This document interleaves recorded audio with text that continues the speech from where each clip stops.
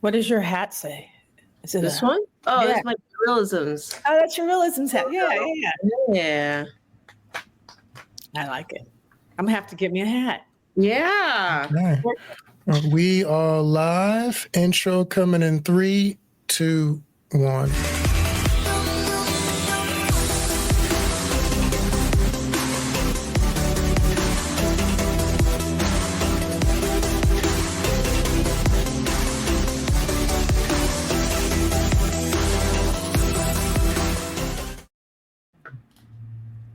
Hello and welcome to Austin Action Addicts Podcast. I am Keisha CG, one of your hosts. I'm also one of the assistants for the Austin Action Film Festival.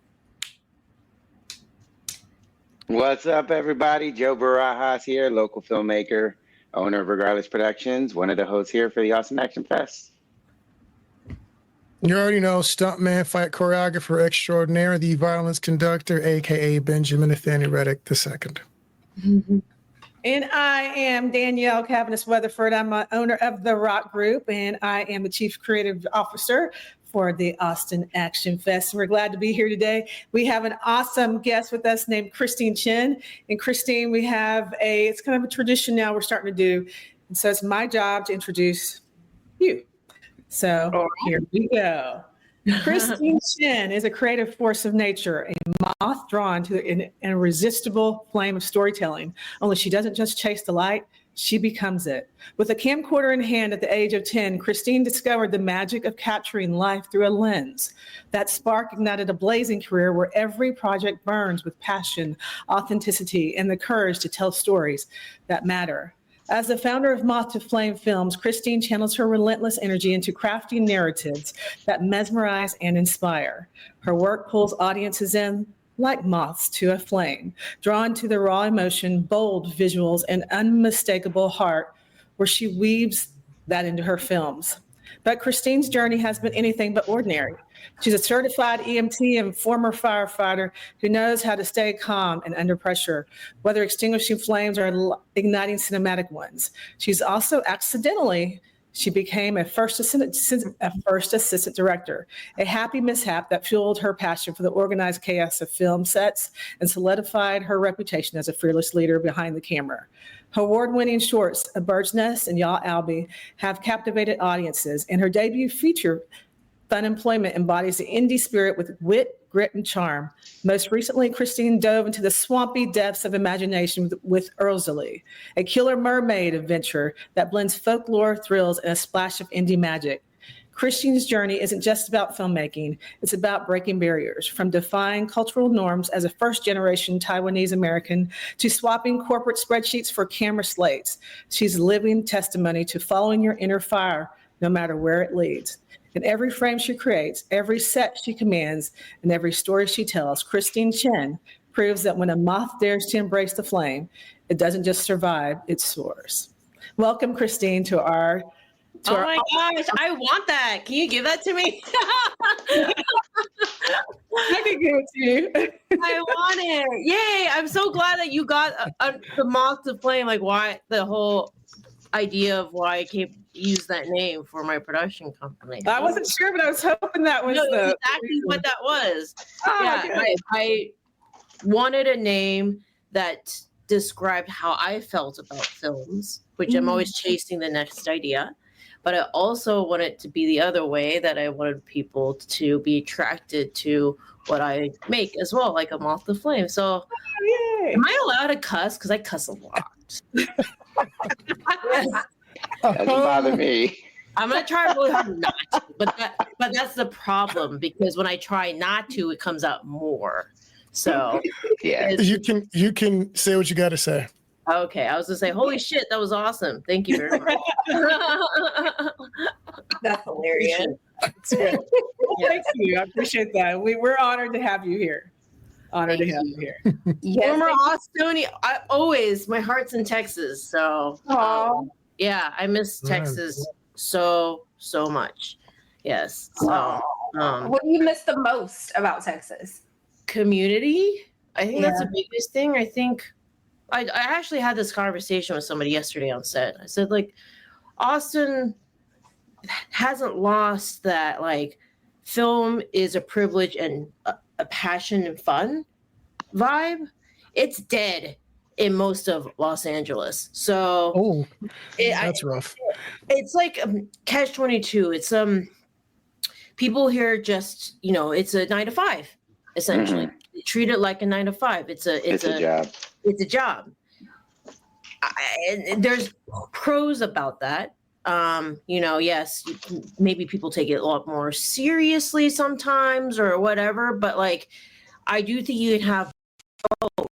I think you can love something and be passionate about something so much that you do take it very seriously, but also you care about it beyond just, doing your job, but like from a higher level of like, this is what this work represents me. Therefore, I want to put out what best represents me. And I don't know. I just miss that about Austin sets. Like as an AD on a lot of Austin sets, I always feel like the bad guy because during breakfast, everybody's like reuniting, have a great time. And it's like family. And I'm the one who's like, hey guys, we have to work now. Sorry. Yeah, that's right. We're in. Let's go. Gotta go. Everybody's just like, I'm like, I know, I'm the fun killer. Yes, but I'm like, joke's on you. I'm actually the most fun. It just doesn't seem like it right now because I have to tell you no. Yeah. We can work faster. That's the name of the game. Yeah. So but I love Austin so much. So yeah, doing the job of the AD, that's when y'all are having to rein everybody in. Bring it all in.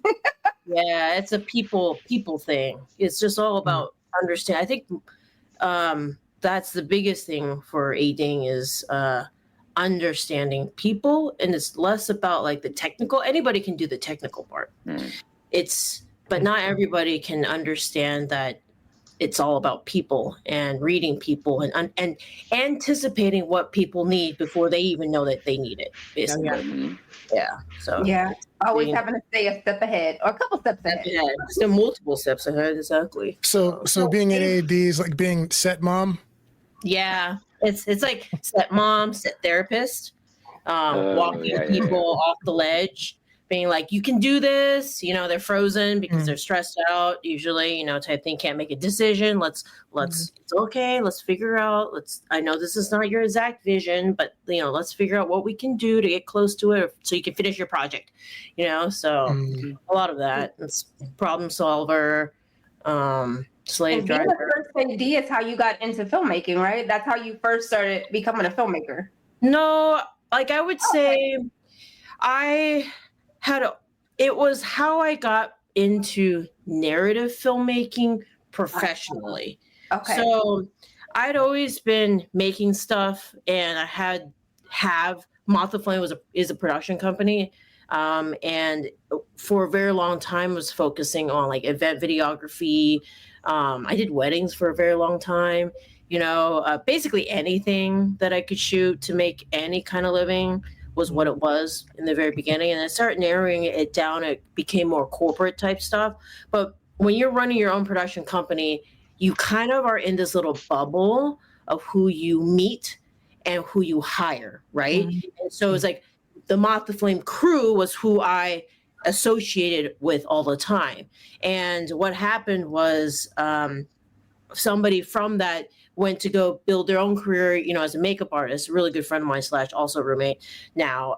She, started to step on other people's sets. And one day she was like, hey, our AD quit. Do you want to be the AD for a feature film, basically? And at this point, this was 2016. I actually did not know what an AD was because I just assumed that producers did that. I literally Googled and said, what's an assistant? And even that, I'm sure you learn more that the Google's, it's not what Google says, right? Yeah. Well, Google said, run the set. And I was like, oh, cool. I do that. Yeah, sure. And that's lesson number one is always like, say yes, figure it out later. Say yes. Be bold enough to say yes and then figure it out later. But also be humble enough to admit that you don't know everything, right? And so that was how I accidentally fell into ADing. I said yes. It was a feature called Terror Birds that went straight to the Sci-Fi Channel from Mar Vista, LA crew. And yeah, didn't know, just went in and said yes and didn't suck. So then kept getting asked to AD. Like, all right, I guess this is what I'm doing now. But that is what branched out who I started to meet, because before that, it was who I hired, right? Then being hired as an AD, you come onto set not knowing sometimes anybody on set, and then those are all brand new people. And I think it's really then that my career started to become bigger and bigger, because it's always about the spoke, right? So you have one group of people, and let's say there's 50 people. Well, all 50 could be touch points for an extra 50 people exponentially from those folks as well, right? So that's when I would say that I started to professionally become an AD, professionally work in the industry. But before that, it was like I was an entrepreneur, was what I was, a filmmaker who had ran a business. So yeah, that's an interesting thing. Filmmaking in general. How did you get interest in filmmaking in general? You know what? I thought I connected the dots prior, and I've always liked making stuff. When I was a kid, my dad had those old school VHS cameras where you had the big tape, and the way you edit is you rewind and re-record over it and then rewind. That's how you and you make the film that way. So I started just experimenting with that. And then I was like, this is more fun than like writing a paper. So then like in high school and middle school, I would convince my teacher, instead of whatever homework assignment they wanted us to do, I would do a film version of it. So like in English class, we had to do something about Huckleberry Finn. So I made like America's Most Wanted, but with all the villains from Huckleberry Finn.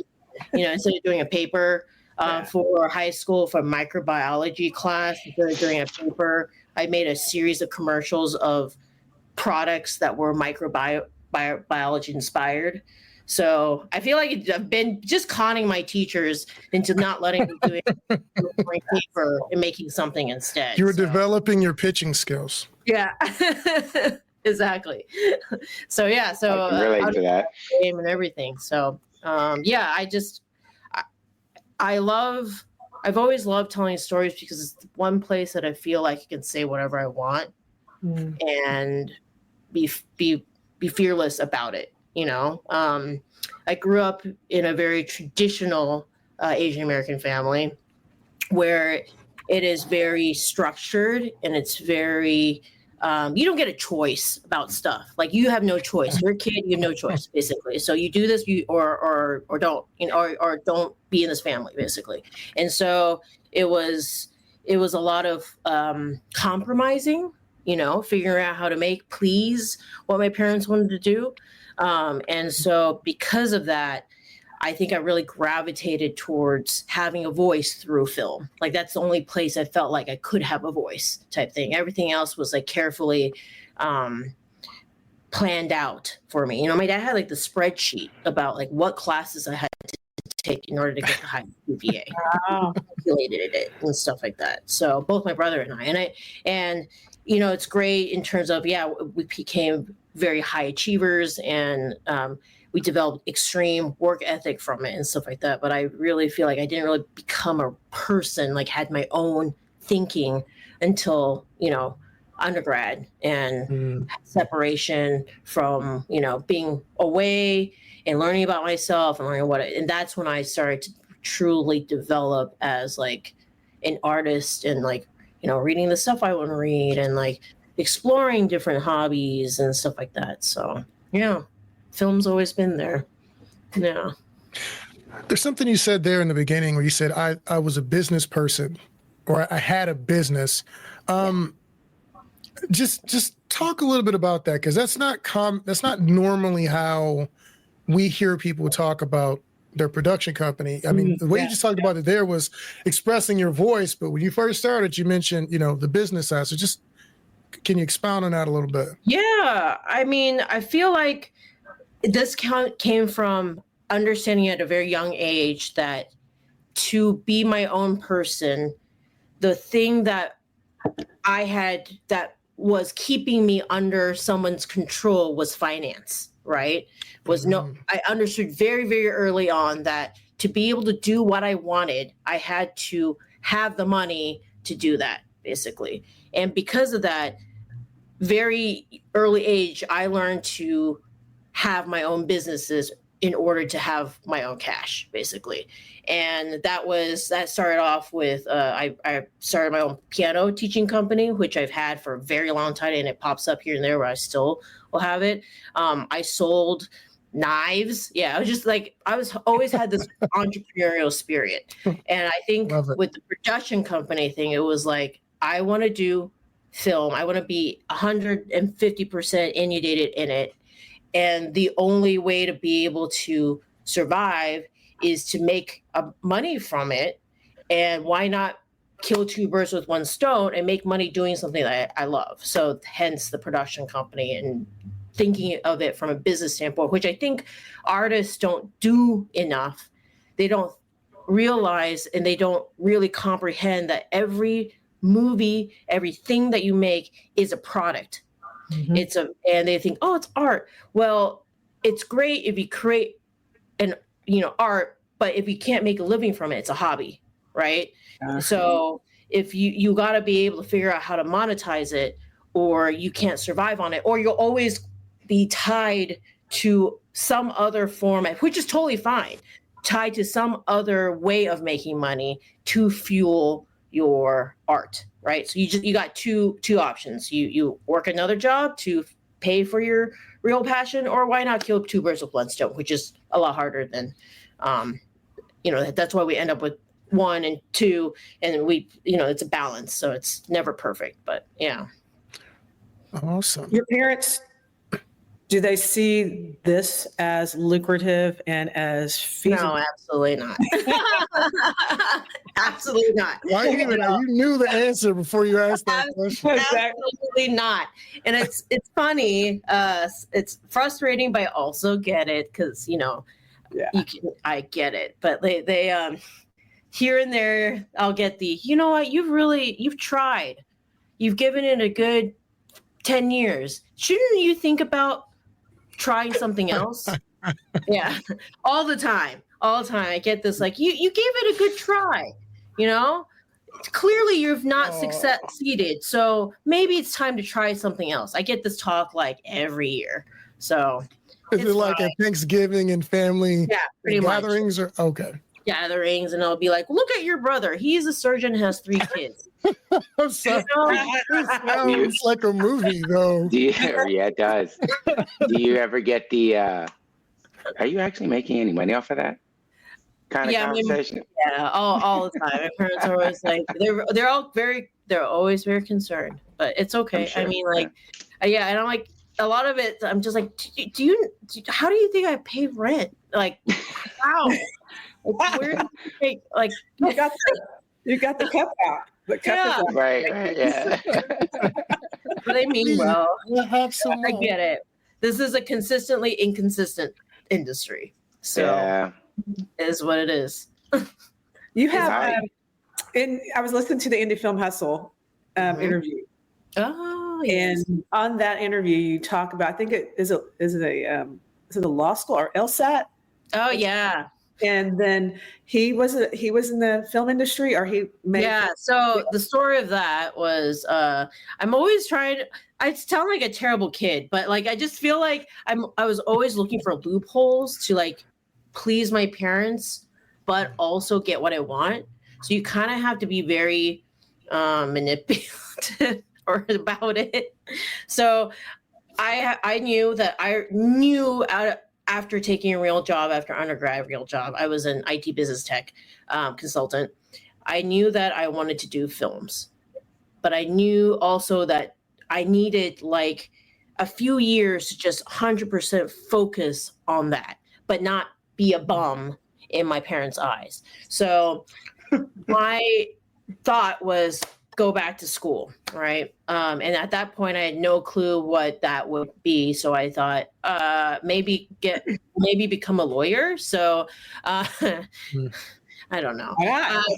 So like, okay, well, I have to take the LSATs, and to do well in LSATs, you kind of have to take like LSAT prep courses and stuff. But the universe works in mysterious ways, and my LSAT like teacher was a filmmaker, and he caught wind that I was interested in film, and it was like, sweet.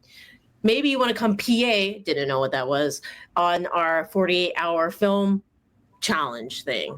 And I just didn't know what that was either. So, because at this point, I'd only done documentaries, basically. Yeah. I was like, yeah, sure.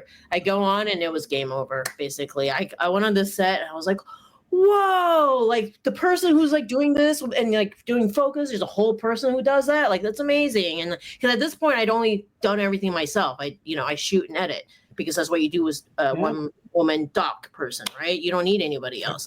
And it's just like on the set with like 30, 40 other people, and just mind blown about it. And so that's when I thought, okay, LSATs, being a lawyer is not going to get me anywhere. So I need to run a business in order to support myself. I need business skills. My parents would totally be okay if I went to get my MBA. So I'll get my MBA at a school that has a good film school attached to it. And then I'll just go and make connections with all those film students, and apply to schools strategically that had good film schools attached to it. And financially and everything, Austin is what made the most sense. And that is what I did. I would go and produce student films at RTF, and then get my MBA, and I killed two birds with one stone. My parents were happy that I was getting my MBA, and then I was happy because I was making films. And it worked out, because that also, I was able to grow my brand while I was in business school. I was the only filmmaker in the business program, which has come and helped me multiple times, because I'm not in the same network as, I mean, now it's a little bit different, but like, because I've been out of the business world for so long. But like when I first started out, if my friend had a small business, the only person they knew from business school that did films was me. So that's how I started to build my production company, and, have business immediately and whatnot. And worked with a lot of brands because of that. Yeah. So somehow these dumb ideas all worked out well. Yeah, that's strategic ideas you have there. Strategic ideas actually were brilliant. We knew. Yeah. Very cool. I mean, but that's way more strategic than anybody else's origin story I think I've heard. I mean, I know Alex had a business. He was doing some things that made sense, but seriously, like that, I'm impressed. I did not know all that, to be honest with you. I knew you were sharp. I knew what you did. I have your book, obviously. But I had no idea that you were that strategic about the way you went about planning your career. That's actually really cool. And there's something to take away there for people out there listening, because as we always say on the Action Addicts podcast, if we cannot do business, there is no show. Correct. Yeah. And as you said, you're a weekend warrior. It's a straight up hobby, but you're not going to be able to feed your family. And if I don't know how many y'all out there watching are married, but filmmaking is an expensive hobby, and spouses and time consuming, and spouses are not normally with that. Yeah. They don't like that too much. So make some money with it. Yeah. So figure it out. This is the survival of the grittiest. That's what I can say. I actually wanted to switch gears and probably talk about something you have talked about many a times and probably other podcasts. But I mean, I'm just curious because I think it's still a real thing, even in 2025. But you walked on a set, Terror Birds 2016. You were AD. You're female. You're Asian American. Yeah. You know no one, maybe but a few people. Yep. How did you gain and garner the respect of people, and how do you continue to do that? Because it's one thing to do your passion. It's another when you come to a male-dominated world, which I hate. It is what it is, and I'm a guy. But you are not walking into a position of, unless it's already a set that you've been on and people know you, you're walking into a position where I know you have to gain that, right? That authority Yes. and that respect. If you don't mind talking about it, I'd love to hear. Yeah. And I often I'm like, oh, it's improved significantly. And then I go to a networking event. I'm literally like, there's 2 women. And I'm like, great. Yeah. That just happened like last week, actually. So I think the biggest thing is, and I go through everything that I do, I think number one, you have to establish this people first. It's always people. And people always remember the way you made them feel. Mm-hmm. So a lot of times I feel like I get jobs because people still want to hang out with me afterwards. So, but there's a line, right? Yes, I am kind and patient, but I know what I'm doing. And I think people, when they can see that and see how you run a set, that's where the respect develops. And I think a lot of it comes with, I take a lot of time explaining why. Nice. And coaching. That's so important. Yeah, I think when people can understand why certain things are done a certain way, there is a bigger respect for it and respect for you as well, because they realize there's a reason why you're asking them to do something a certain way, right? Instead of brute force being like, just do it, Because I said so. Because I said so. I think when it's harder to take the time to say why. Because in the moment, sometimes you won't have the time to do it. But then there'll be times when things have calmed down. Well, I will go back and say, hey, this is the reason why we needed to do it this way, because blah, blah, blah, blah, blah, blah, blah. Sorry if I may have come off snappy or whatever, but like in the moment the sun was going down, we had to make this decision now, type thing. But like, I think when people realize, oh, you're doing this because you're trying to get this result and stuff, that helps a lot. But that definitely, I have been on many sets where even with that, there is still this prejudice. And I see it the most through the dynamics between male and female, unfortunately. And a lot of that comes from unhealed trauma, in my opinion, that they subconsciously don't even know. And how it manifests itself is it's a response of, because you told me what to do, I feel less like a man, or I feel like you are questioning what I know, or questioning who I am as a person. You're making me feel insecure when I am an insecure person already, type thing. Right. And you're bringing it to surface. Yes. So you're bringing it to surface. Yeah. And it's, I think, harder to take from the opposite gender if you haven't worked through your own problems, Sure.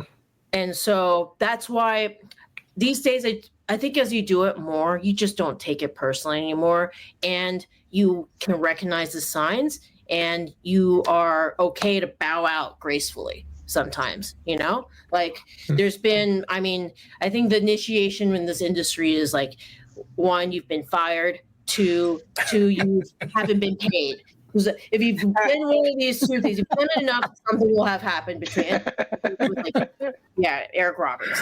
So like, I've done all 3, but the sometimes like it's a relief to be like, cool, like I get it. It's a divorce, right? Because the relationship between AD and a director, AD and a DP is a marriage. It really is. So not everybody's personalities are going to match. And some people need something else, and that's why I just kind of take it as a cool, like we just don't match, and I'm not giving you what you need to respond properly. And I know where that's coming from, and it's cool, type thing. And I've seen it. Like I've seen it being like, I literally just said that, but because somebody else that looks more like you is telling you the same thing, you can take it, you know? Right. And I'm like, cool, it's fine, because it's not there's a time and place to educate, but sometimes some people are beyond that, you know, and you just gotta. Sometimes it's just not your job, you know. Sometimes in that moment, like I got other stuff to do. I got other stuff to do. I have other better things to do. It's not my job to make you feel secure, you know. Yeah. So yeah, but if for the most part, if I go about putting people first, people see that and respect that, and then I can explain why and coach people about it. People see and respect that, and just like being good at your shit. You know, like being there on time or early. People see that. People see when you hustle. People always see when like you're there and you're in it and you're part of the team. You know, when I'm done with anything, I always thank the crew, thank all the people, giving credit where credit is due, I think is a big thing. I read a lot of books on just like leadership and stuff like that. And one of the big things they talk about is that the best leaders take all the blame when things are wrong, but they give away all of the credit when things are right. And I think that's really important, you know. The people that I don't want to work with, and I have people on my list, are the people who take all of the credit when clearly they're not, when they've done the least, and yeah, or they blame things you know, just when things are going wrong. And I just like, come on. Yeah. Wait a minute. Okay, question. This list, is there like a physical list or just in your mind, you know? It's in my mind. Luckily there haven't been that many terrible sets, but I have a few that I go back to and just laugh about, because it's just like, man, like I learned a lot, you know. Every one of these sets you learn a lot. I learned the kinds of people I want to work with or want to be, you know. That's the biggest thing. Like when you work with a great director or you work with some great crew, you remember those. You remember like, hey, that person was great because I want to do that next time, you know, type thing. Like working with a director who when people were rushing and everything and somebody fell, you know, he like said, hey, stop, like let's just all stop and take a breather, because like our lives anything is more important. We are more important than this project. Let's remember that, you know. And just like little things like that, and thanking everybody, I like that. You can learn from everything. So yeah. I won't. Yeah, I'm just on the level of the list thing. I remember when I first started doing business and wasn't film, and I had friends who wouldn't support me in what I was doing, and I could not. And this is really important for filmmakers to understand too. Like, there are people who cannot connect their love for you to what you do for money, right? If you were bleeding out in the street, if you needed a place to stay, they might even let you borrow their car. Yeah. They got you. You're in there. But if you say, hey, man, I need like $200 for this Kickstarter, or I need an investor for this project, they're not there. They don't understand. Like, there's no correlation between those two. And it took me a while. I was salty for like 2 years because I was like, yo, I'm doing this stuff. I think it's a cool thing. It's not even it's something you already buy. Why don't you buy it for me? And they just wouldn't do it. And I had a wall in my bedroom, and it was called the Wall of Fraud. Oh no. And it had, listen, I wasn't fully healed yet. Jesus hadn't done his work on me just yet, but I had a wall of fraud, and it was people, not that I disliked them, just these are the people who didn't support me when I was out here trying to make a living and do what I had to do. I got over that. Okay, I'm a grown man. I got over it, but it did hit me in the feelings for a while. I'm not going to lie. And it took me being a business owner and working harder to get over that. But also it taught me that when my friends say they're going to start a business, hey man, I'm there. What you need? You need a video? I got $20 a month. I'll put it on PayPal. I don't even need to buy nothing. Just here. I'll support you. So it turned me into the type of person I felt I needed when I started. So yeah. totally 100%. I mean, that's part of the reason why I started this brand. But that's the whole thing of like wishing that you had that. So why not make it yourself to be that, you know? So that's, Reelisms was that I had always wished that that I grew up in a more supportive environment. And so one of my goals for Reelisms is to get to a point where we do well, that we can give away scholarships and stuff to anybody who is POC, you know, who's struggling, who wants to kick off their first project, you know, Right. Just like, because I wish I had that, you know, and could be what allows somebody to start a dream, to believe that that's possible and whatnot. So the other reason we started it was because I think the old school mentality that's still in there, but getting better in the film industry, is this like cliquey, hey, you don't know this? Why don't you? You clearly are not good enough. I'm like, why do I need to know what a stinger, like nobody taught me from birth what a stinger is, you know? Yeah, you know, it's a weird word that we just say. Yeah. So you mean it's electricity? Just say that. Yeah. It's not I like love your stinger. I love jacket, your language. you know, I've been there. Chord. Yeah. I've been there, Christine. That's for sure. But okay, just because you know it's called a stinger makes you that much cooler. Yeah. Oh my gosh. Yeah, Speaking you know? code now. No, did we get into just a brief overview of what Reelisms is? Yeah.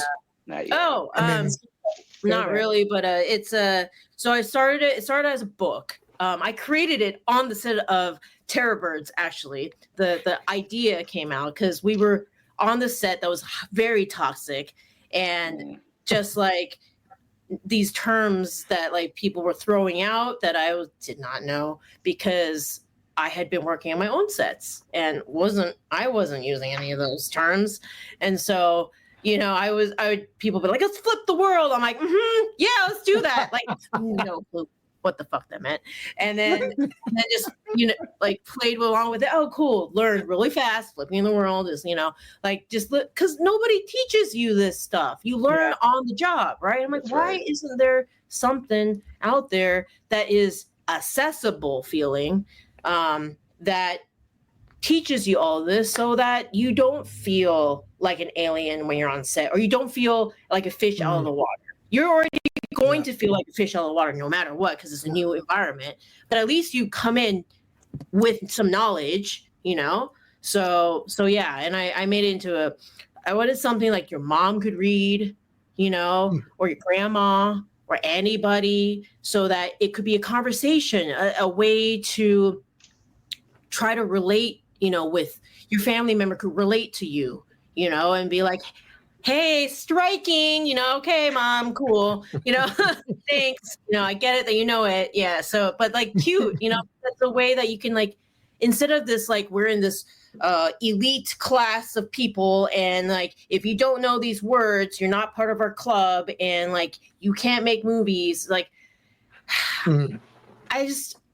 I made movies because it brought me lots of joy as a kid, and I think that anybody can, if they are passionate about it and they want to tell a story and everything. Sure, not everybody can make it a career because it's hard, and it's a consistently inconsistent, and it takes a lot of grit and focus to do it. But if you want to make a film, you can, you know. Right. And why not include people in that, sharing that joy and that love and whatnot, you know? So that's why Reelisms is an educational brand, and it's a brand that's supposed to demystify filmmaking through community. So so we created this like picture book. It's like this. Yes. And then it's all these cute little drawings and stuff. It's supposed to look like a second grader, you know, type thing. But you read I through needed that book. Exactly. 20 years ago. 20 Yeah. years. I don't remember how long. I needed that book 20 years. Yeah. I actually graduated with a radio, television, film degree and minored in business. So I kind of did the opposite. Mhm. And then I acted for 2 years and I was like, there's not enough money in this. So I got to go work behind the camera. And when that happened, you know, and the thing is, I knew some of the terminology, like assistant director, like go talk to the AD. Yes. Who's that? Yeah. Really? Like, or just even, hey, I'm going to go 10-1. What does that mean? Yeah. What's that? Is that? Copy. What am I supposed to copy? Yeah. What am I doing here? Go grab an apple. What? Yeah. I learned so fast on the set like you did. Yeah. And I guess because maybe I was a guy, I didn't have maybe as hard of an adjustment because people were really eager to teach. And I remember that and seeing that book would help someone like me at that time when I was just like, I just need to get paid and I want to learn how to do this because I clearly can't do it as an actor, but I can get paid as a crewman here and I got to get this done. I'll add actually one more comment because I think you kind of hit the nail on the head about like the people skills and then, you know, being relatable maybe like after hours, you know, as a community. But like when we're on set, I'm cool to an extent. Yes. And then when we got to get to work, we got to get to work. I feel like I became a better filmmaker, maybe even just person in general, when I had kids, because that's how it is. Like my kids, I'm daddy. We're friends sometimes, but don't get it twisted. I'm not your best friend. I am your daddy. Yes. And it's exactly like that on film set. It is. It is. All my crew and cast are my children. That's how I feel. And when I go use the restroom, they go F off and do whatever they want. Exactly. It's like, hey, I'll be back. Keep this going and come back. What happened? We're waiting for you. Yeah. Literally. Get it done. Anyways, I get you. Yeah. That's awesome. That's great. So you know, you have a vast amount of experience making these scrappy, smaller films as well. If you could only have 5 crew members, period, who are your top 5? Like, who's the most critical at a smaller, compressed crew? Who are your go-tos? Like, what positions are critical for you to do that? I mean, I've always had to play the producer by myself. I was always the producer, director, editor, and so I would say it's a luxury to have a producer, but having a producer is amazing.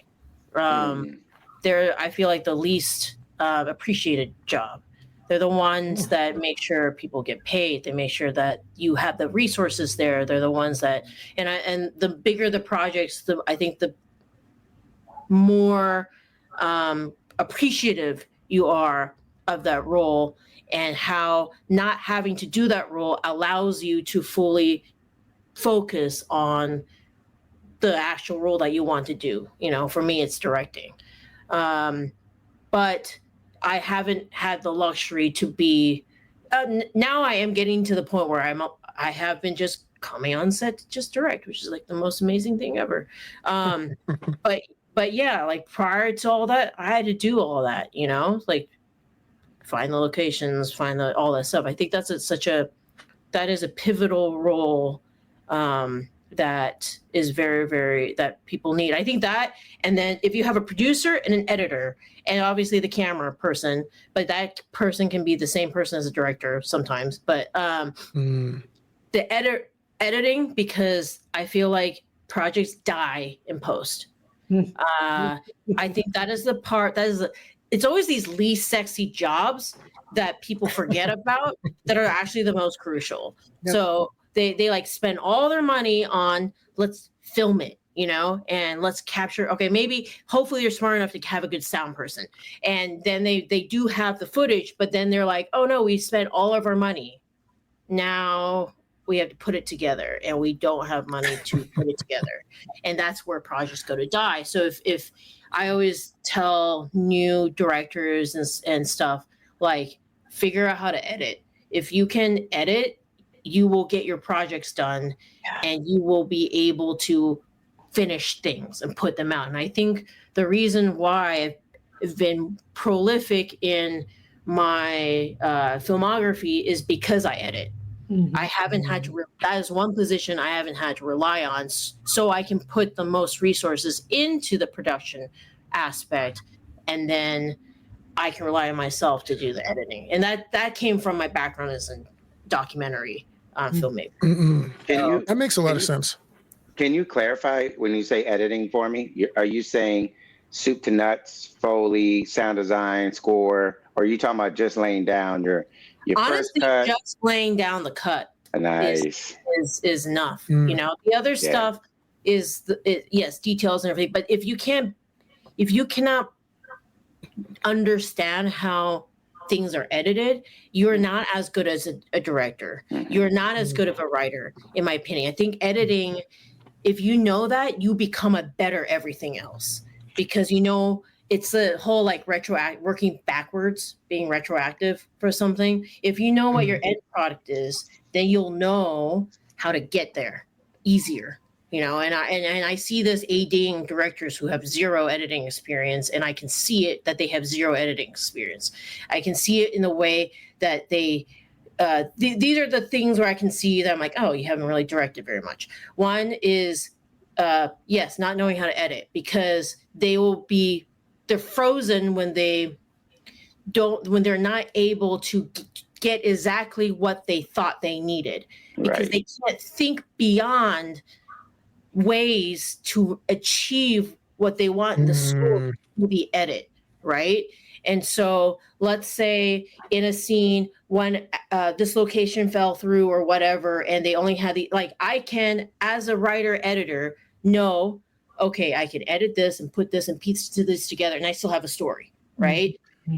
Somebody who's inexperienced and doesn't have that can't see beyond it. They just see, I'm screwed.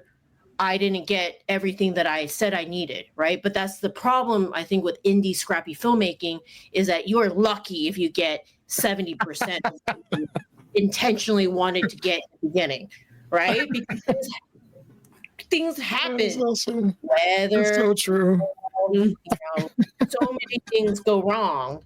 So you're lucky if you get like 70% at the end. So an understanding editing can help save your film or make it better, you know, type thing. So, or even so I'm so glad you said that, because you just helped me realize how sometimes I'm fixing some of my own work, because I'm going to make sure that we walk out with the coverage. A lot of times I'll say I got what I need. Yep. But there might be something in post where I need a Band-Aid. And I'm pretty notorious for getting handles on each side that save so much work. So I don't do reshoots, right? I don't have to, because I have so much coverage. Right. Yeah. So it's better to get the most then and there. But I never actually, thank you. I think I owe you some money, man. I never actually put together that. Probably what's making me successful in that arena is because even though I refused that in my own work, that's what I graduated. I got a degree, worked for the WB when it was WB for a while doing editing, now CW. But I refuse to do it now. I get everyone else to do it. And that's totally fine. But you know what, one day I don't want to either. I won't take, I've had a couple of editors tell me straight up, you didn't get enough. I'm like, no. I know. You're not seeing it the way it needs to be seen. Yeah. Anyway. No, that sounds like, but actually what you guys are talking about is what when I first got into film, I read I'm the same way. I learned on the fly. I learned reading a bunch of books and being a PA on sets and just listening to whoever would tell me anything. And I remember in Rebel Without a Crew, that was one of Rodriguez's strengths, is that he was an editor director. So he knew, I can fix that in post. I can cut there. I can move stuff around and recombine it when I get there. So that's literally what I'm hearing you say right now. Yeah. I think you have to have that when you don't have the resources to just throw money at the problem. You know, your strength is, I think this is either being a good writer or being a good editor. Yeah. Which is kind of synonymous, honestly. Like I've learned how to be a better writer through editing as well. Wow. Because I'll read, you know, I can see what I wrote and what I ended up with and know like, oh, this didn't work. Like what I thought, how I wrote it, or like I missed this whole thing that I should have written in there. But like, I clearly didn't film that because I never wrote it in it, but I need that in the edit, you know? So I really, really learned how to be a better writer through editing. I know acting tends to make people better writers because you realize how quickly what you wrote has it. That sounds terrible when you say it. I had to learn that a few times. Like, oh, okay. When I have to read this out loud, it's not as interesting as it looks. At all. And I learned that very, very quickly. You learn that in the edit. That's why I learned, like, oh, this like 3-page dialogue, like monologue thing I thought was epic, like not very interesting in this edit. Yeah. Not it's cool. Still epic when you trim it down. Well, that also goes towards the directing piece of it. You know, from the acting side to the directing, I mean, you really understand your team a lot better. You're crewing and you're acting at some point. You get it, and then the story piece of it, because if that story sounds terrible as you're reading it, I'm like, director, please. Yeah. So one of the things you were saying also about, which I think is useful, is I was taught to be a predator. So we were taught to be producer, editors, but also everything in between, right? Which allowed me to not be in scenarios like the ones you're talking about, where someone could hold my footage hostage, where someone could say, well, I'm not going to edit. I'm like, great. Sure. I shot what I wanted anyways, so I already know how to edit it. I just didn't want to do it. So you're not finna fleece me, ma'am or sir. Because I've seen those scenarios happen where you don't know how to do anything. And so anyone I meet, when I tell them, like, hey, man, I know it's not the fun part, but you want to be able to at least cut this together and like have a vision of what you want. You don't want to be relying on another person to make that happen. So I love the fact that you're saying that, because it has saved me a lot. And I've learned a lot once I messed up something in the shooting side, and then I go to edit it and I'm like, oh yeah, we didn't even get coverage. I'm going to have to make up something here.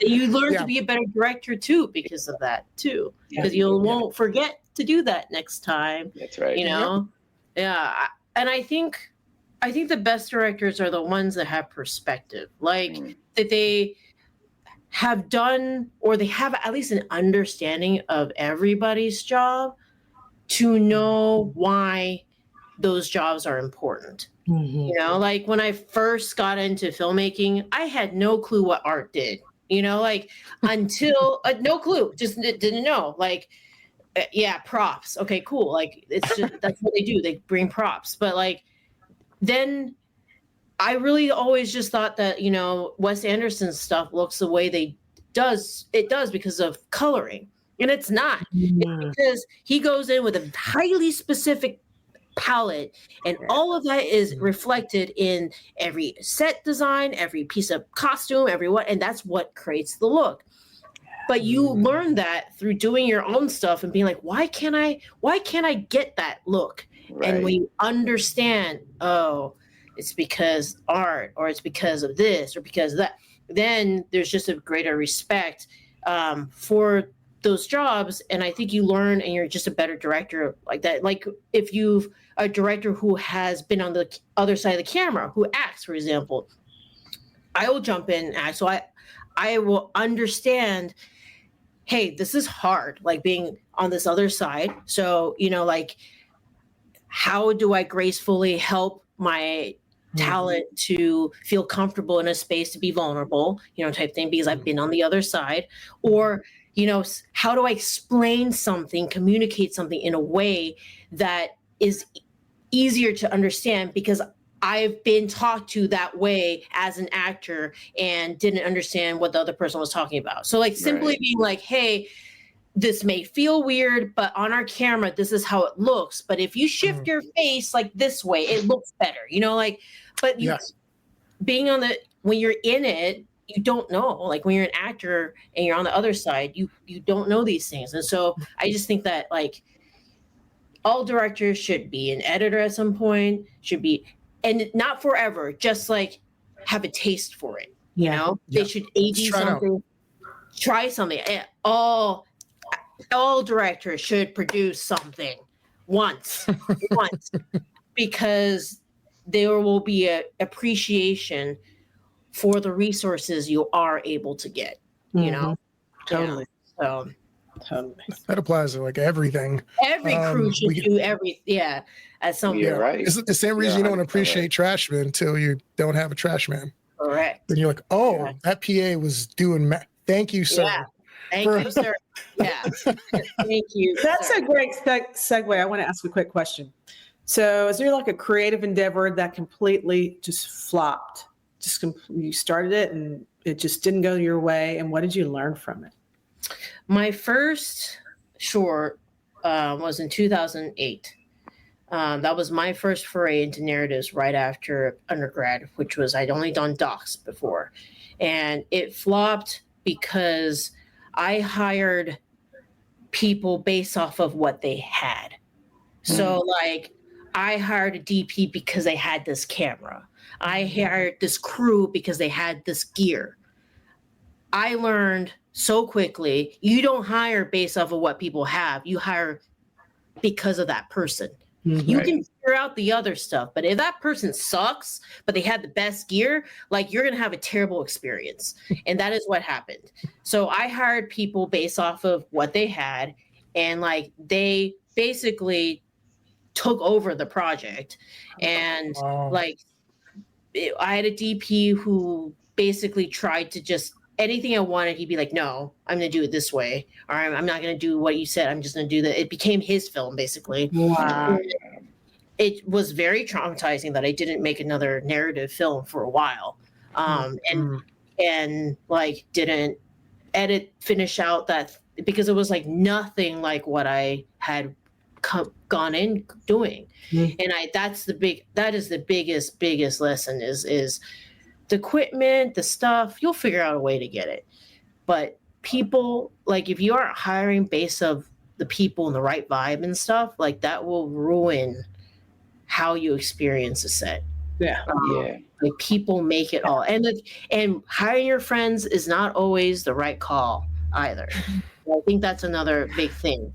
Hire based off of like portfolios, based off of like, do I feel like my voice is heard when I talk to this person? Can we collab together? You know, is it a give and take relationship type thing, right?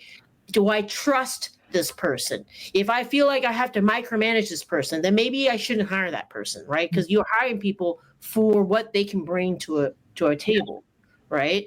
And so like when I bring people now to any project, I trust that I hire them to do this stuff. So yes, I'll look and they'll ask questions and I'll prove things, but I'm not going to be, there telling them what to do or like, cause I hire them. I trust them, And so I paid you to not have to do that.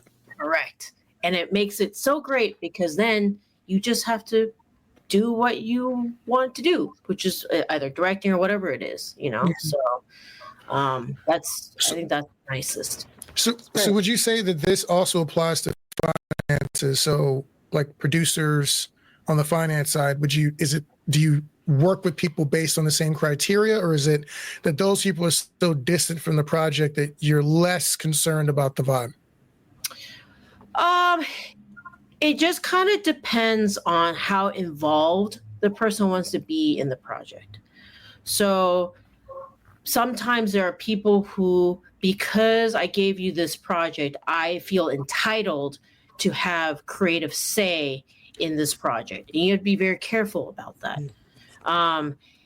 So if you don't want that, then that's probably not an investor or if you're aligned with that investor creatively, then cool. Yeah, sure.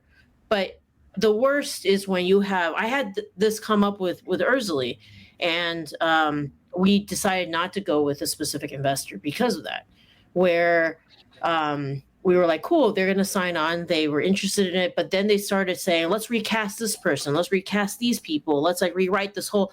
And at that point I was like, they're trying to make their own film. I don't know. This is not going to work, type thing. And so we had to like, thank you very much, but this is not a good fit type thing. And why not? And then part ways because of that. So it really depends. There are also investors who are just like, I like you, but I don't need to be involved with anything. put my name there, cool, appreciate that I'm supporting you type thing, but I don't want to, I don't need to have any creative decision, right? So I've had there's one of those in my whole life. They're hard to find. Yes. Yeah. Yeah. We need more of those investors like that. Reach out. They're Let's make some more unicorn. posts. Yes. So, but that's what it is. I think it's just it is that. It's or I mean,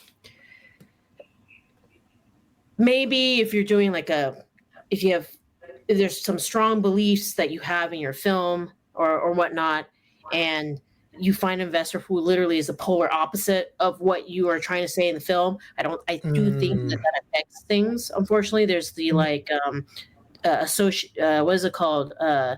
Something by association, where you're like guilty by association. Guilty by association, exactly. So people might feel like I haven't ever had to have this issue, but like I know that one of the films I want to make is specifically about like gun control and just like stricter gun laws and things like that. So like if I go and find an investor who like doesn't believe in that, I feel like that would be weird. So not a good mix. Yeah. So I say that I feel like that's would be the specific examples. So awesome. Okay. I'm trying to see if we get everything. I have my own set people here right now. Oh, that's great. Here's my little PA asked if I needed coffee. That's so great. Aww. So what's next for you right now, Christine? What's the next project on your list? I have a friend who says, you write like your life depends on it. I'm like, yeah, it does. So that's why I write, because I've written for the opportunity to direct. And so the project I've been working on for a very, very long time, I started in 2017, is this PTSD amongst first responder cause-based film. But having been to the film market, the American film market, I know dramas are so freaking difficult to sell. But I feel like so many filmmakers have a film that is like their cause-based film that they want to change the world with. This is that film for me. So because I, as a former first responder and firefighter and everything. So that's the one I'm trying to get up and running, but I'm always writing. So I have like 2 or 3 other scripts that I'm like, whichever one takes flight, I'll go with that, type thing. You just have to like throw spaghetti at everything and hope something. So when you're out there with these different scripts, are you walking into rooms and pitching people all of those, or is it hey, this is my lead, and if you don't like that, I got something else? Like, how are you normally doing that? I think I'll talk about them, but it's more of a conversation type thing. I don't think I really pitch until I'm intentionally trying to pitch somebody. So like when I was about to make Erzulie, it was like, I'm intentionally trying to raise money right now. So I'm setting appointments and that I'm here to pitch to you type thing. But on a day-to-day basis, we're pitching all the time, but we're not, but it's always just like a conversation. Like, what are you working on? Here we go. These are the things I'm interested in, and talking about and stuff like that. That is a pitch, kind of, but it's a good way to look at it.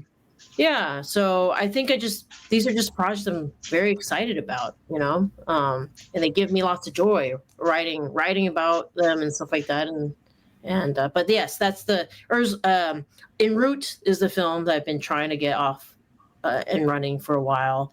If not, I've got a bunch of other stuff that I'm developing as well. But I feel like you're just in this constant loop of, okay, who knows when this is going to happen? You planting seeds all the time. Here's a seed and it's taking a long time to grow. Great. Let's plant another seed and see what happens. Let's plant this seed. Freaking garden everywhere. But like some of them are like short, some of them and some of them sometimes grow and some season, like you just don't know. Yeah. And so the thing that you can control is how much time you put each day to develop something or write or whatever. That's the only thing you can control. So like that's what I choose to control, is how much time each day do I dedicate to my craft to get closer to my goal, So like right now I know I'm trying to do en route. So every day looking at the script or looking at fellowships to apply to, or, what can I, or if not that, try to write 5 pages, every day type thing. Just making sure that if this is what you want to do for life and everything, you're always every single day putting in that 1 or 2 hours consistently, dedicated purely 100% to that. It's hard. Dean, is this Moth to Flame now? Is it mainly you now? Yeah, Moth to Flame. I mean, I have people who are like, if I'm like, hey, I have a Moth to Flame project, like I want to do a like they're always part of the team type. Yeah. Thing. Like in terms of like running it and stuff like that, it's me.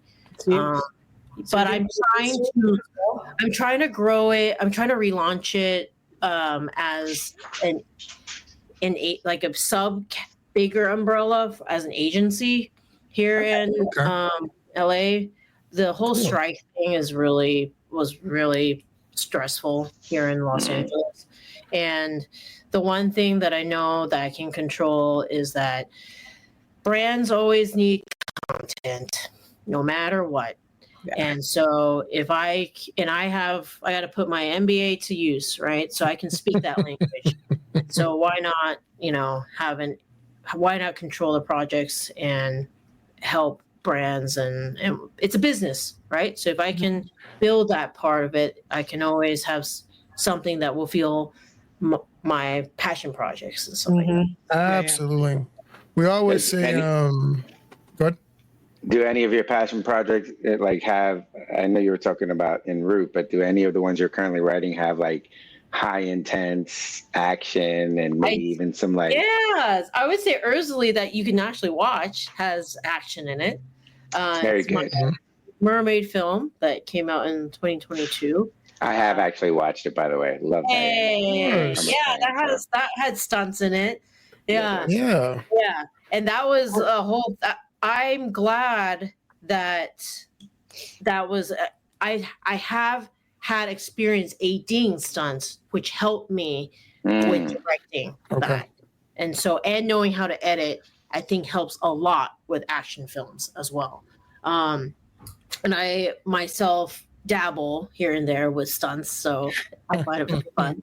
And so I think having an understanding of all that made doing stunts in a film more accessible.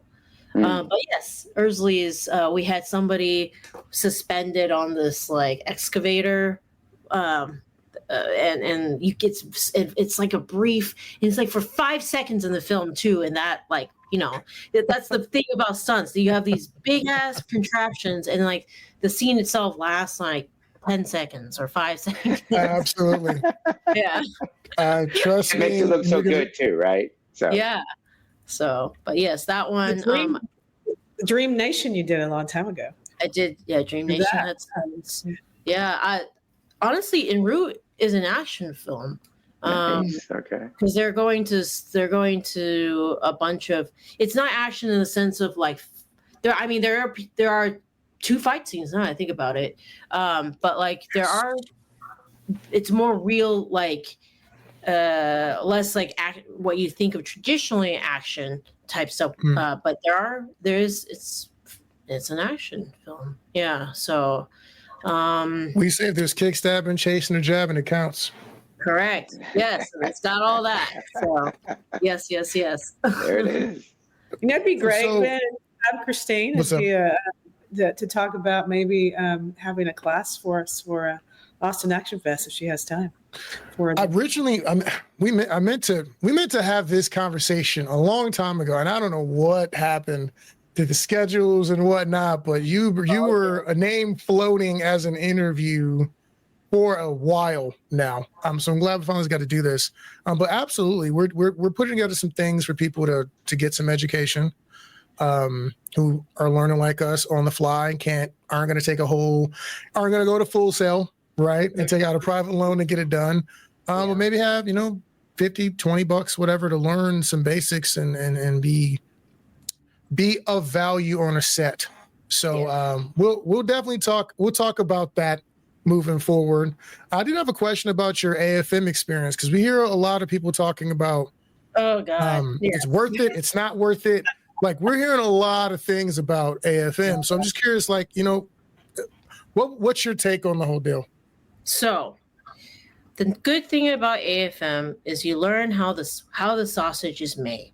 So you learn, this is why investors don't want to invest in a drama film and blah blah blah. Like, you learn why why it sucks is because it's completely disheartening. You go and every single person only wants it.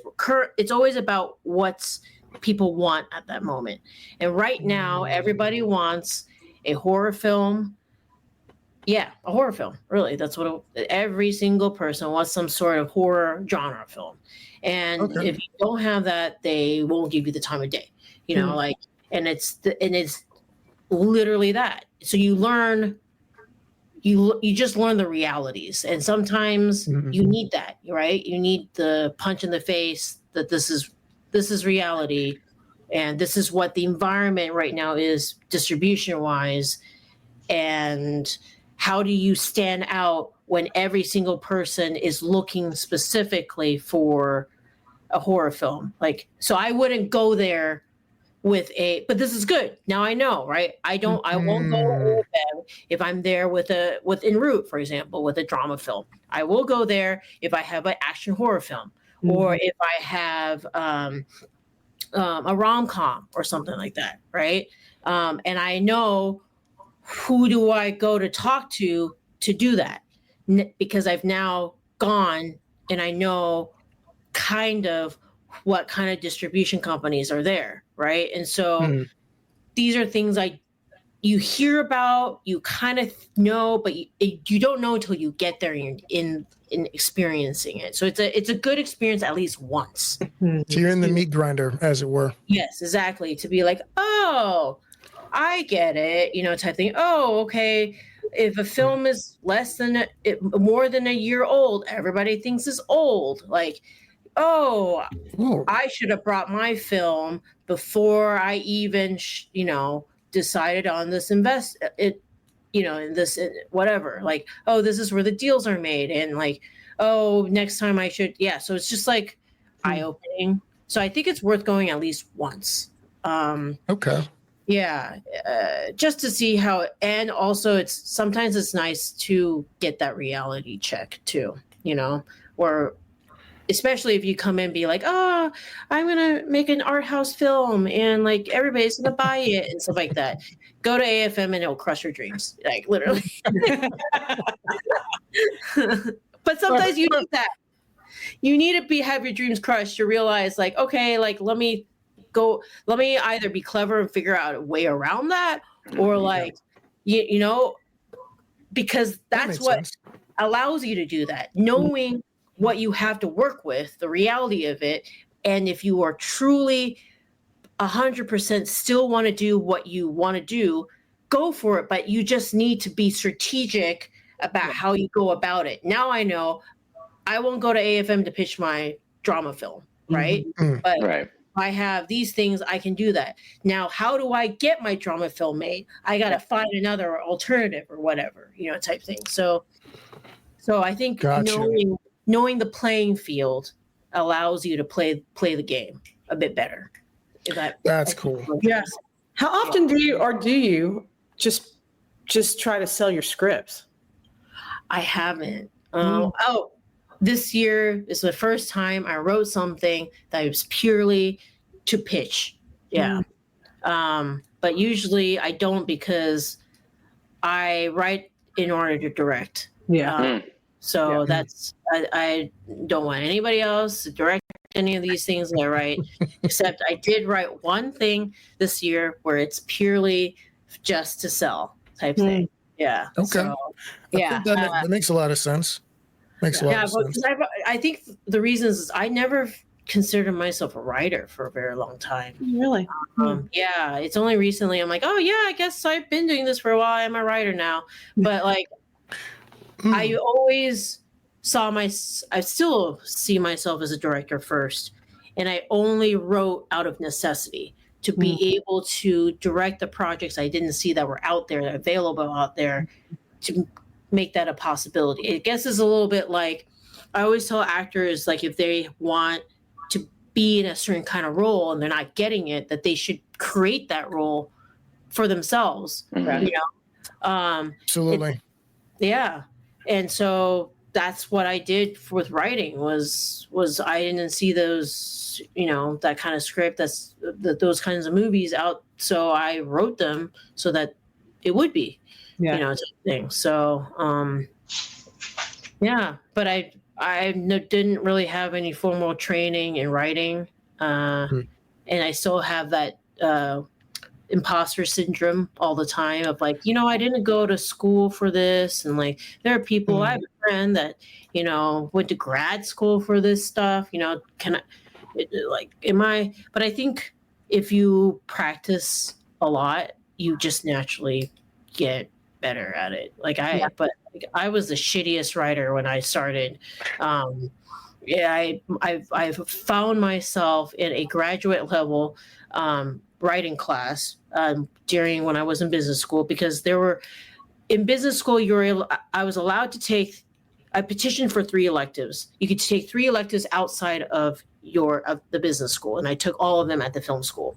But the film school is very specific about what kinds of classes you're allowed to take. Like you couldn't touch any production, basically.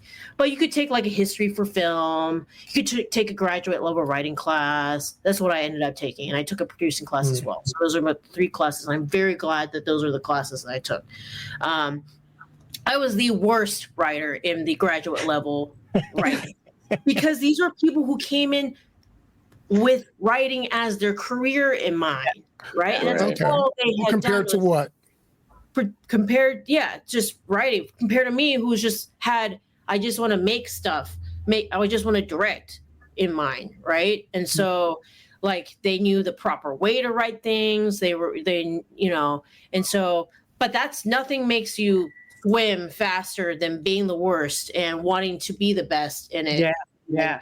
Practicing. So I think one of my best hurrah moments was getting into, it wasn't even, I was just a second rounder at AFF, Austin Film Festival, in 2018 or 19 for En route, actually. And I saw those same people who were in my class who were judges or also there and stuff like that. And it was this moment of like, hey, I'm here too, guys. Like, remember I was the worst writer? I'm also here now. So like, that's so awesome. That was a nice moment for me personally. To be like, that's cool. I'm in the same room. Yeah, and that's I deserve awesome. to be in the same room. Yeah. So because I worked very hard to be here in terms of practicing. So okay. Awesome. So with all this production, we're talking about writing, and it's funny what you're saying is I felt the same way. I still wouldn't say like I'm some great writer, but I realize I've written probably like 20 or 30 shorts and about 4 movies. But I wrote that stuff to have a chance to direct the action specifically. Yeah. Like I saw a fight scene in my head and I built what had to happen around it for that to make sense. So, yeah. But so I never, I'm some writer, but I got a couple of stories under my belt. So I guess that's something to be happy I'm a writer about. now. Yeah, exactly. Yes. But if you had like unlimited funds and you could fund whatever you wanted to do and money wasn't an option, is En route your next project, or is there something else you have that's maybe crazier that you'd really want to do? I mean, there's definitely a crazier film that I would like to do, but I think with impact, En route's probably the one that's more impactful, and so that's the one I feel like I need to do. But yeah, I mean, the sequel to Erzulie is got like like mermaids from around the world and all sorts of shit. Like that's very expensive. So like that one I would love to do, but that's like the avatar that you write and then like you shelve it for like 10 years and then like then you're somebody and people care and want to fund it. That's kind of that film. But in order to be there, I got to make something that like, you know, gets into one of the festivals that people care about, you know, type thing. And I really believe that that's en route. Yeah. So that's fair enough. Yeah. With your brain, the way you're seeing things, like the things that have been going wrong in Hollywood, you know, whether the budgets are too high or the marketing's wrong or whatever the thing is, how would you fix some of this stuff if it was up to you? Like, what would you? Oh man, how long do we got? Just kidding. I mean, I've had this. Maybe the abbreviated version. Yeah. Okay. One would be decreasing film permitting costs. So, as a producer, I would never film in LA at all because the cost of just film, like getting permits, is already going to cost how much money you're going to have for your scrappy budget, you know, type thing. It is so difficult to film in LA. I believe the direct exchange rate for LA to Austin is you can make a short film in Austin for like a pretty decent one for $5 to 10 grand. In LA, that translates to 50 grand. No joke. No joke.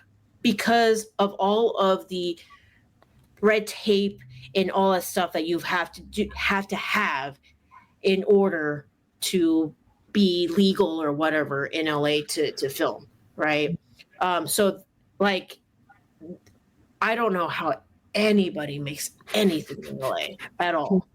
So that's the biggest one is film permitting, making it more accessible and easily. But Film LA has literally said like in their whatever blog or whatever article that they did that because they only care about big productions. They literally Really? Yes. Wow. They do not care about little tiny scrappy indie films, which is so dumb. And I can explain why. Because it is people create stuff from they learn to be a filmmaker by making indie films, by making little films. So you're squashing that and you're going to be left with just only pros in LA, right? But those pros are the ones who are dumb enough to move there, right? But maybe some of them will be like, stay in their hometown and be able to make stuff, and they're comfortable making stuff, and maybe they'll continue to grow in their hometown and be bigger and do continue, and then you develop that talent that stays there, right? And LA is lacking that. What they have is great branding and great history. So people have this think that this is where, because it was many years, this was the town to go to make films. And what LA does have is the infrastructure, but you can build infrastructure everywhere else, right? Yeah. And that's why people do. There are so many rental houses here, so many, right?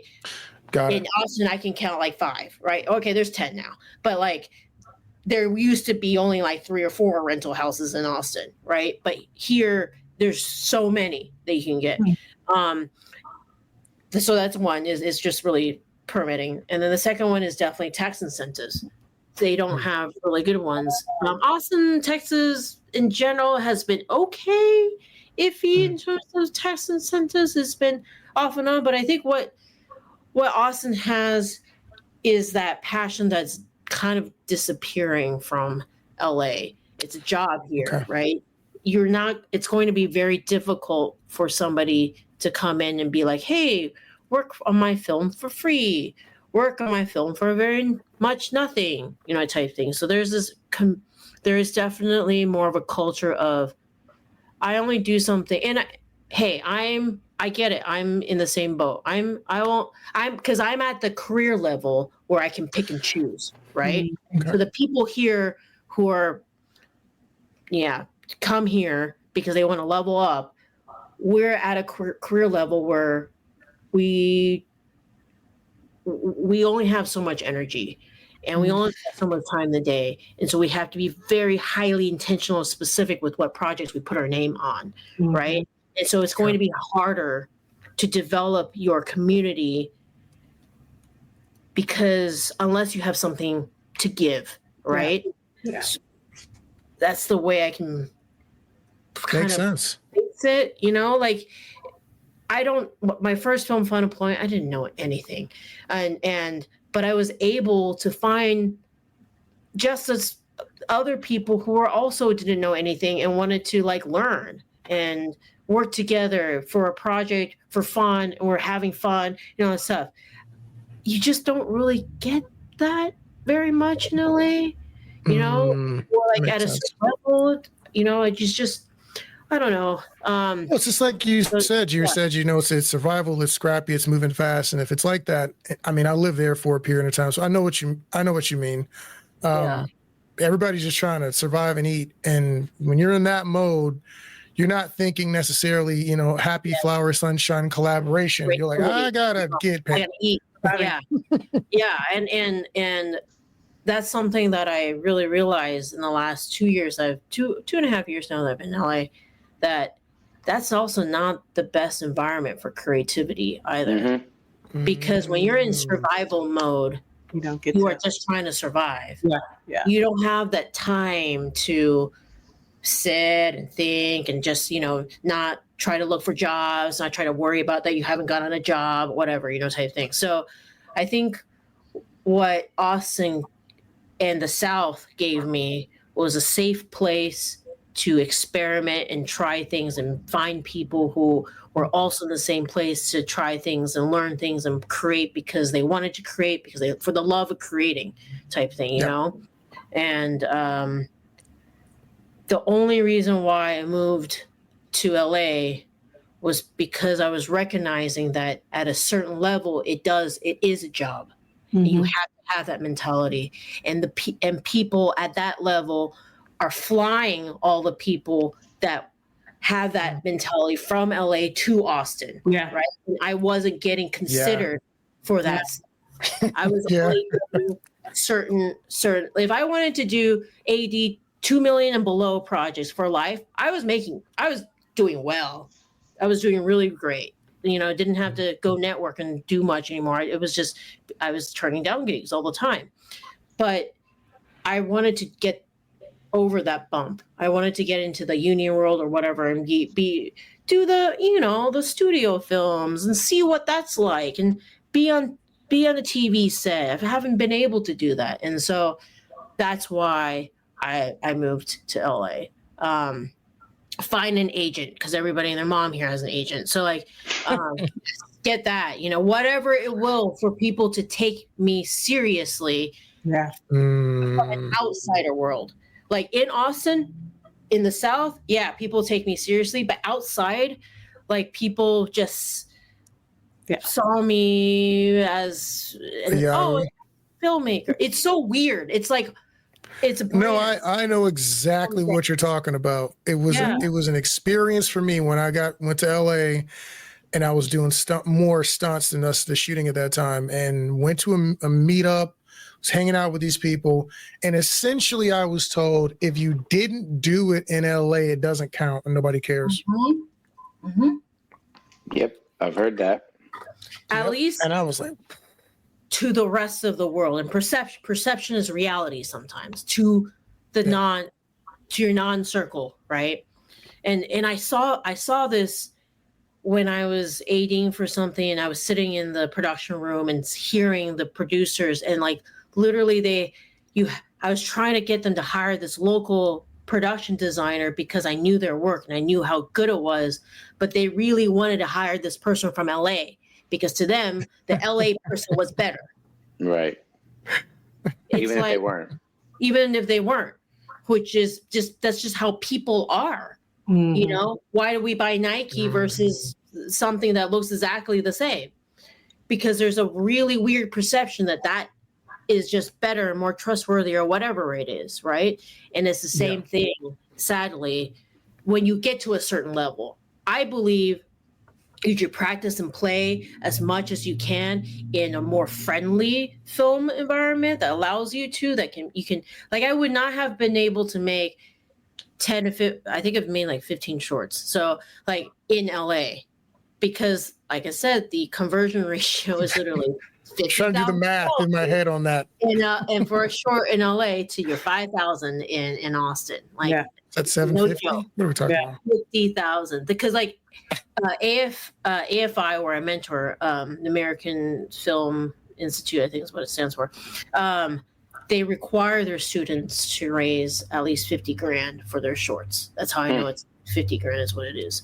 Really? Yeah, they require you. Now that's a really good film school, in my opinion, because like you have to do every job type thing. So I don't know. I can go into that later, but like, yeah, at a certain level, sadly, you're dealing with not just people within your industry, but like outsider perspective, right? And so your investors have that perspective, right? Unless they're local to Austin or wherever you're trying to, but the bigger investor, I don't know, is going to be like, oh, you're a tiny filmmaker from wherever.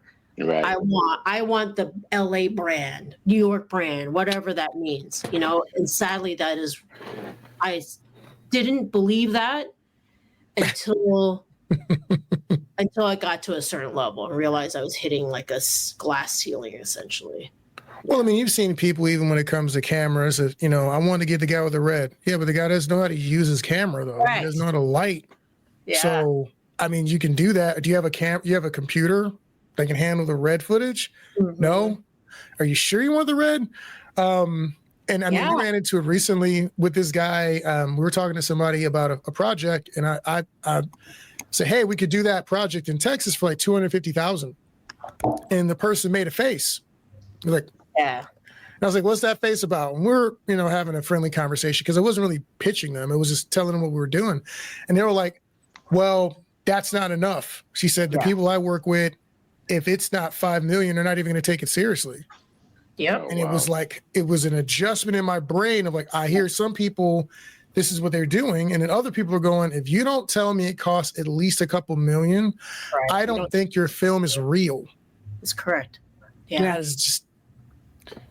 That's why that's another thing. Like when you go to AFM and stuff and if your film costs very little money, you don't talk about it. You just say it's below 1 million or something. Right. It's below 2 million or something. Cause people, for some reason, they perceive it's a value perception. I think Walmart versus Neiman's. Yeah. So, I mean, yes. I mean, you have to have Neiman affordable luxury in a sense. Yeah. It's branding. Yeah, it is. Yeah. Because it's product. Okay. Well, you know, we've been at this way longer, actually 30 minutes longer than I thought we were going to go. So thank you so much for giving us your time, Christine. I have one final question, then just any your closing comments. If there's any tips, because we're in Texas, Austin Action Fest and Market, any tips, like something that you think filmmakers here could be doing to be more profitable so they can do this full time? Is there any suggestion you would give them from now that you're on the other side, like something we could be doing here or they could be doing to get closer to making a living in what they do, what they love? Figure out distribution. That I think if you can figure out distribution, whether from a self-distribution or becoming somebody who does help distribute, which you guys have a very good platform for. Essentially, you guys are curating, you know, a specific kind of film and everything. Why not become also somebody that helps to distribute? But then that also means that you have to go find and make those connections. So it's a lot of work. But I feel like whoever figures out distribution holds the key to the kingdom. Mm-hmm. And everybody is in this race to figure this out right now. Mm-hmm. Nobody's figured it out. There's some, that's why YouTube stars and YouTubers and TikTok people have so much power, because they've learned how to do that through influence or through their following and everything. And why they're getting money to create stuff is because where the people go is where the money goes. Yep. Right. So figuring out how to harness Interesting. that. I've had some people mentioning something along those lines of like, if there's a movie like Erzulie starring Texans, I don't know where to go to find it. So like, if I don't know Layla, I know her. That's how I know the movie, and I know you. But if I didn't know you two, how would I know that the movie happened? Is there a site? Is there a place for like Texas films or indie films that I could just go support? You know, so I had a conversation about that last night. So that's actually, it's turning here. Okay, so anything you want to say to us before you get out of here? I know you got to run, so I miss Austin so much. Austin's the best. I miss Texas filmmaking and filmmaking in the South. I think the best thing about Texas, I hope that it'll never go away, is community. Community is so important, and it's not everywhere, but like it can make a difference with how long you can stay in the game. Because, man, whenever I feel so lonely in the industry here and sad, I always think of, I just drive back to Texas with my friends. I always joke that I have this like IV bag that I go back to Texas and fill it up, and then I come back and it slowly drains out. And then I come back. Because just, I don't know, Texas always has my back, and I love Texas, and just keep on keeping on. And I think the only way to do it is if we all kind of support each other and uplift each other and make the pie bigger, because the pie is not just a certain size, you can grow it. So abundance, we all have an abundance mindset and help each other. So then that's what's lacking, So grow the pie. That is a perfect closeout note. Who wants to take us out? You gotta tell us all the social media outlets too. Oh yeah, the biggest one is Get Reelisms. I think Get Real, like REELISMS.com. So if you want to learn about films, want to gift somebody, get something to your mom to help them, connect with you about films. We also have the baby book now, which is what all my friends who have kids now get. That's awesome. I'm going to get that for my goddaughters. Yes. That's awesome. Yes, ABCs of filmmaking. Because A is for Apple Box. That's right. And then, if you want to watch something, please watch. Would love for you to watch Erzulie, which is on Amazon, Apple TV, all that jazz. And made with Southern crew all the way. So, all right. Awesome. Thank you. Danielle or Joe, when do you want to take us out? Is it going to be on me this time? No, you can take it out. Go ahead. All right. Well, thank you so much for joining us again on the Action Addicts podcast. Big shout out to Christine. She's awesome. Get the book. I have it. Now I'm going to buy one I have a student. I'm going to send him a book because I just thought about he's new to sets. He just went to his first set this weekend. I booked him on something. And my goddaughters are going to get a couple because they're young. So they got to get inundated with film terms early because, they're going to be PAing. We love you guys. As we always say, keep fighting, share this, subscribe, hit the noti bell. We're going to keep bringing you content like this. Hopefully you got something from it. Let's make some more films. We love you guys. Catch you on the next one. We're out.